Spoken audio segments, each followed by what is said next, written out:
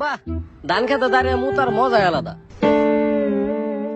না, তুই একদম মিথ্যা কথা কইতাছস। এই শুক্রবার আমি নিজে মসজিদে গেছি, মসজিদে জিলাপি দেয় নাই।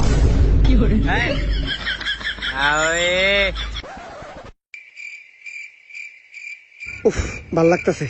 না, এইবার অনেক খিদা লাগছে, এবার তো কিছু খাইতে হইব। মুতে ধরছ মানে? তুই নেই মাত্র মুতলি। আল্লাহর বউ বয়রার বাচ্চা। না, একদম ভুল কথা কইতাছস তুই। রোজার ভিতরে আবার কোন মসজিদে জিলাপি দেয়? বাবা বাবা খাইতেছিলাম, এটা আমার গলায় আটকে গেছে, কিছু একটা করো বাবা। অনেকদিন পর একজন পাওয়া গেছে, বাপে গিয়ে আমার ডাক্তারছে চাক্কার সারা দিন। কাকা, আপনার প্রবলেম আমি ক্লিয়ার বুঝতে পারতেছি কাকা।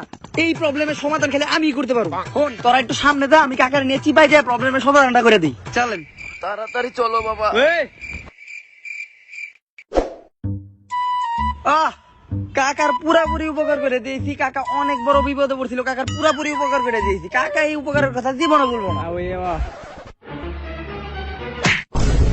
মরা মানুষের পৃষ্ঠা খায় পড়ো হালার পুক। এই থামেন থামেন ভাই, মাই মারেন কে?